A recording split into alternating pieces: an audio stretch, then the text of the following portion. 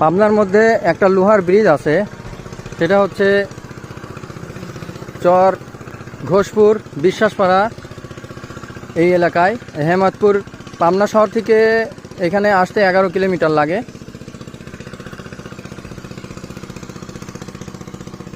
প্রাকৃতিক খুব সুন্দর দৃশ্য আছে এখানে। পাওয়ার টিলার মেশিনের মাধ্যমে পানি দেওয়া হচ্ছে ধান খেতে। পাশেই ইটের ভাটা আছে অনেকগুলা।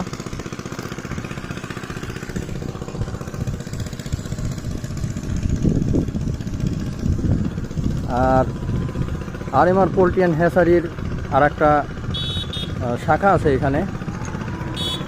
এটা হচ্ছে বাঙ্গাবাড়িয়া বলে।